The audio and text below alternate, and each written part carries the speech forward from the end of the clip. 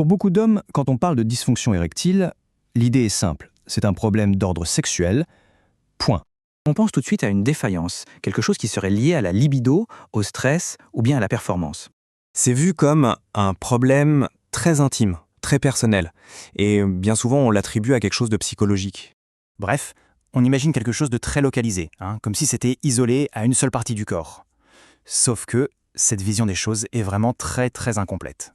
Parce qu'en réalité, ce que la science nous dit aujourd'hui, c'est une histoire complètement différente.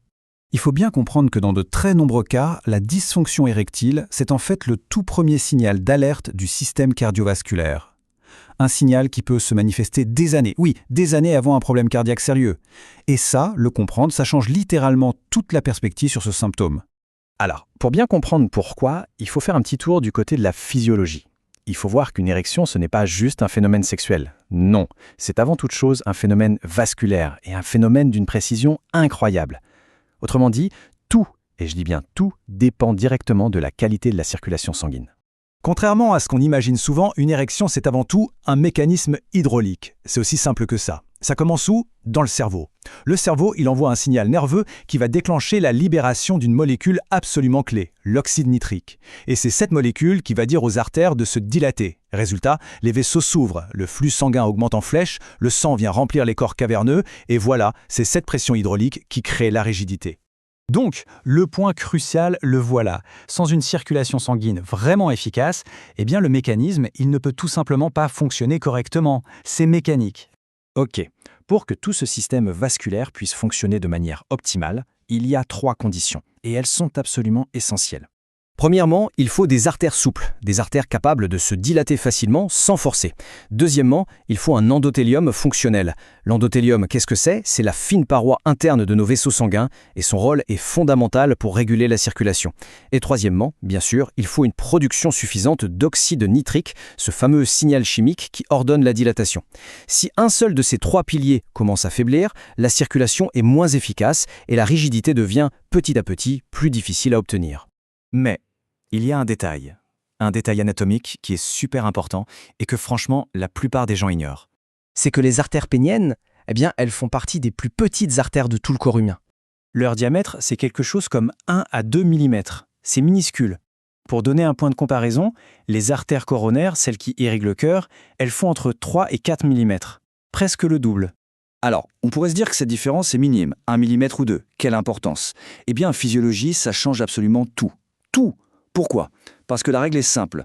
Plus une artère est petite, plus elle est sensible à la moindre perturbation de la circulation. Et c'est justement cette différence de taille qui est la clé. C'est elle qui transforme ce qui ressemblait à un simple symptôme en un formidable système d'alerte précoce. Imaginez, quand des processus comme l'athérosclérose, le dépôt de plaques dans les artères, commencent à s'installer, ils ne vont pas boucher les grosses artères tout de suite, non. Ils affectent en premier les vaisseaux les plus fins. C'est logique. Du coup, les toutes premières perturbations de la circulation, on les voit où? Souvent dans les plus petites artères du corps, et donc dans les artères péniennes. Et c'est précisément pour cette raison que ce signal peut apparaître, et c'est un chiffre important, 3 à 5 ans avant un événement cardiovasculaire majeur. On parle ici d'une crise cardiaque ou d'un accident vasculaire cérébral. Forcément, quand on comprend ce mécanisme, la façon de voir le problème, elle change du tout au tout. La dysfonction érectile n'est plus juste un problème intime et isolé, non. Elle devient une information physiologique extrêmement précieuse. Un signal, en fait, qui nous dit que le système vasculaire dans son ensemble commence peut-être à perdre en efficacité. Et ça signifie que l'approche ne peut pas être une simple solution ponctuelle, un quick fix. Non, l'objectif devient bien plus profond. Il s'agit de restaurer les mécanismes physiologiques fondamentaux qui soutiennent la circulation dans sa globalité. Ça veut dire quoi concrètement? Ça veut dire s'occuper de la santé des artères, bien sûr, mais aussi de la fonction endothéliale, de la sensibilité à l'insuline, de la qualité du sommeil, de l'inflammation chronique, bref, de tout l'équilibre métabolique général.